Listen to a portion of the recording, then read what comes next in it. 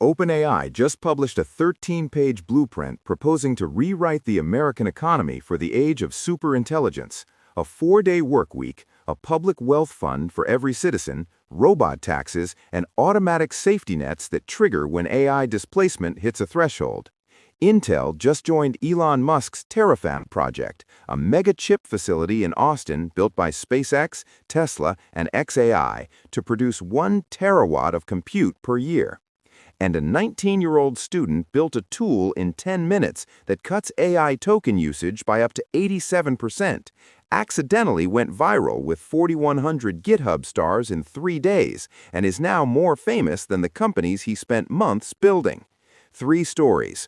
All of them tell you something real about where AI is right now. I'm Alex. This is the Read AI. Sam Altman published something this week that no tech CEO has ever published before, a 13-page policy document proposing how governments should restructure the economy for the arrival of superintelligence and explicitly naming his own company as one of the entities that might need to be taxed and constrained. The document is titled Industrial Policy for the Intelligence Age. The framing is blunt from the first page. Superintelligence, AI systems capable of outperforming the smartest humans, is not a distant scenario, it is arriving.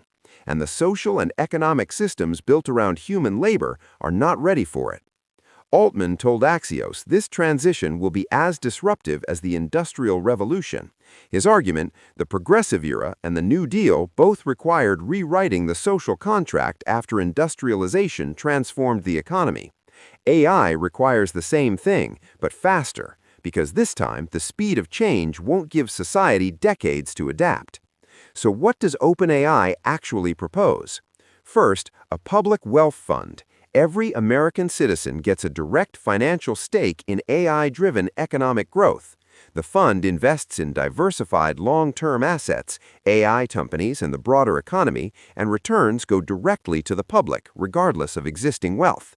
This is essentially a universal AI dividend. The company building superintelligence is proposing that its gains get redistributed to the population. Second, a tax restructuring.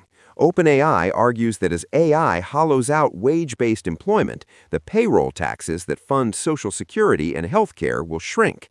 Their solution, shift the tax base towards capital gains at the top, corporate taxes on AI-driven profits, and what the document explicitly calls taxes related to automated labor. That last one is a robot tax, an idea Bill Bates floated in 2017 that went nowhere in policy circles. OpenAI just put it back on the table. Third, a 4-day work week. The document proposes piloting 32-hour work weeks at full pay. If AI increases productivity, the efficiency gain should come back to workers as time, not just profit. They're calling it an efficiency dividend. Fourth, AI as a public right. Access to foundational AI models should be as basic as literacy, electricity, or internet access, affordable for workers, small businesses, schools, and libraries. Fifth, automatic economic tripwires. When AI displacement metrics hit preset thresholds, temporary expansions of unemployment benefits, wage insurance, and cash transfers kick in automatically without requiring new legislation in the middle of a crisis. And sixth, and this is the part that made people stop, containment playbooks for rogue AI.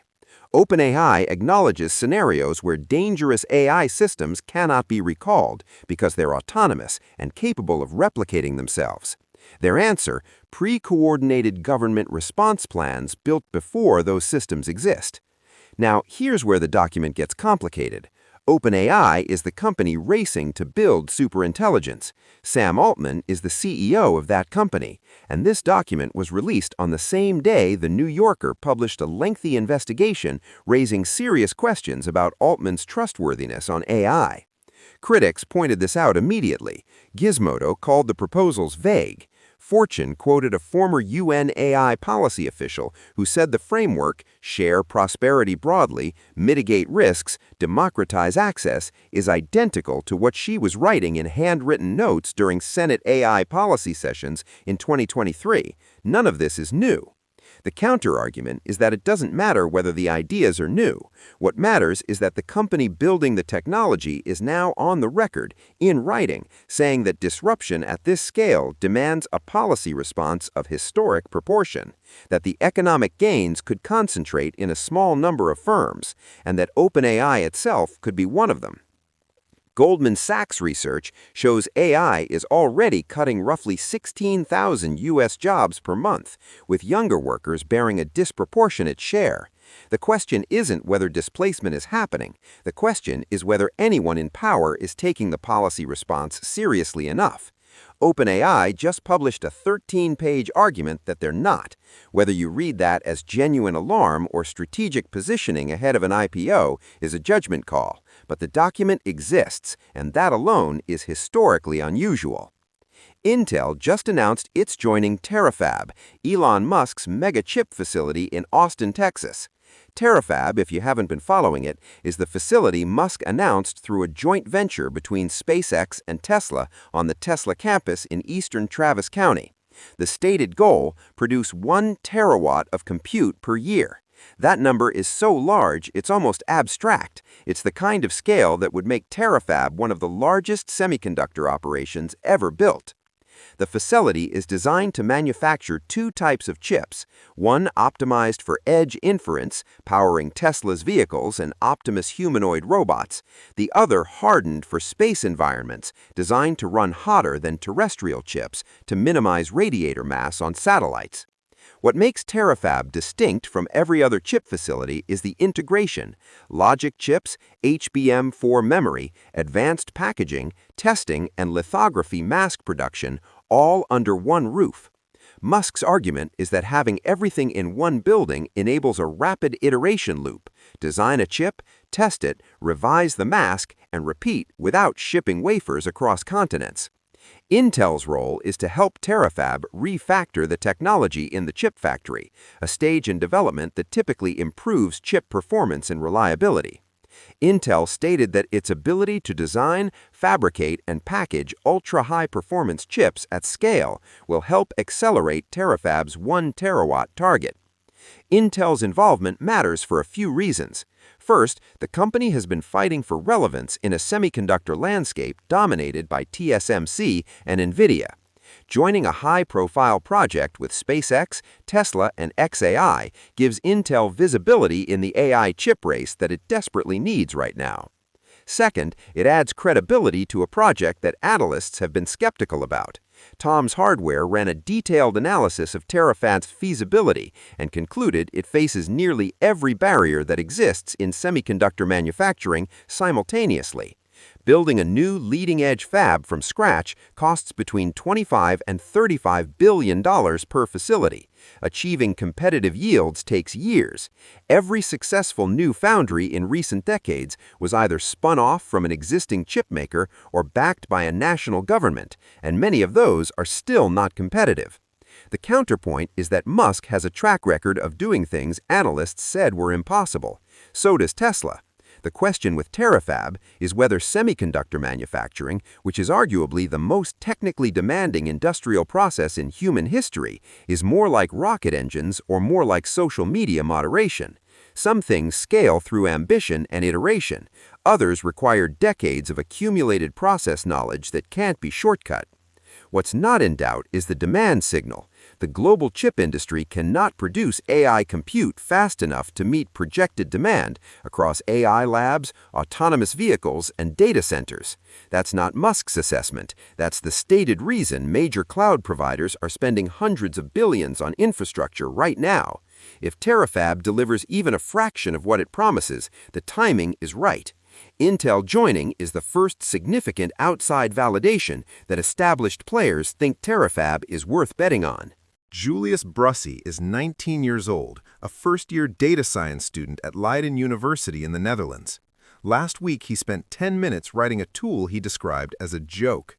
It's called Caveman. In 3 days, it has 4,100 stars on GitHub. For context, most serious open-source projects take months to reach that number. The idea behind Caveman is almost embarrassingly simple. AI models are verbose by default. When you ask Claude to explain a bug in your code, it starts with a paragraph acknowledging your question, explains the context, walks through the reasoning, and lands on the answer.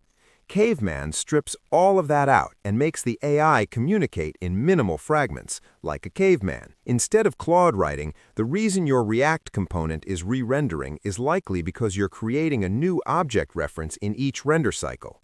When you pass an inline prop, React's shallow comparison will consider it a different object each time, thus triggering a re-render. I suggest using useMemo to cache the object. Caveman outputs new object reference each render. Inline prop equals new reference equals re-render. Wrap with useMemo. Same information, 75% fewer tokens. In tests across 10 real coding tasks, Caveman reduced token usage between 22% and 87%, with an average of 65%. That matters because every token costs money and time. Developers using AI coding tools at scale, Claude Code, Codex, Cursor, Windsurf, pay per token and wait on token generation. Cutting that by 65% on average is a meaningful reduction in both cost and latency. But there's something more interesting than the tool itself. A March research paper found that forcing AI models to give concise answers increased accuracy by 26 percentage points on mathematical reasoning and scientific benchmarks. Not just efficiency, accuracy. Models that are forced to be brief make fewer errors. That challenges a core assumption in how AI products are designed right now. The default behavior, verbose, thorough, contextual, might actually be producing worse outputs than necessary. The system prompt that says, "Be helpful and detailed," might be counterproductive in technical contexts. Brucey is aware of the counterarguments. Critics on Hacker News pointed out that Caveman only reduces output tokens, not input context tokens that often dominate costs. Others worried that compressing outputs could make the model less intelligent. Brucey responded directly. Caveman won't shrink the brain, it shrinks the mouth.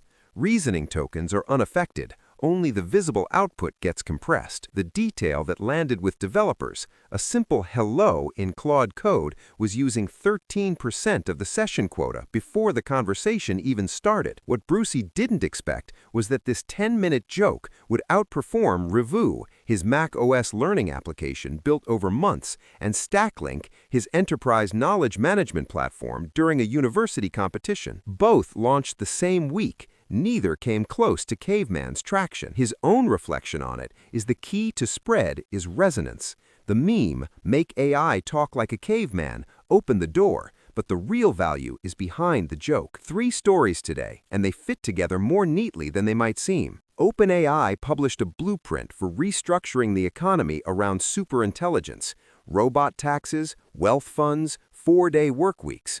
Whether you read that as genuine policy leadership or IPO-era positioning, it signals that the company building this technology believes its impact will be large enough to require rewriting the social contract. Musk's Terafab just got Intel's backing, adding real credibility to a project designed to produce compute at a scale the world has never seen, because existing chip supply is already failing to keep pace with AI demand. And a 19-year-old student in the Netherlands figured out in 10 minutes that making AI more concise doesn't just save money, it might actually make it smarter. The gap between where AI policy is and where AI capability is keeps widening. OpenAI is at least trying to start that conversation. Whether it happens fast enough is a different question. Subscribe to the Read AI. Drop a comment. Which of these 3 has the biggest real-world impact? OpenAI's New Deal proposals, Terafab getting Intel's backing, or the fact that a 10-minute joke tool is outperforming months of serious engineering work? I want to know. And share this with someone who thinks AI policy is someone else's problem. I'm Alex. I'll catch you in the next one.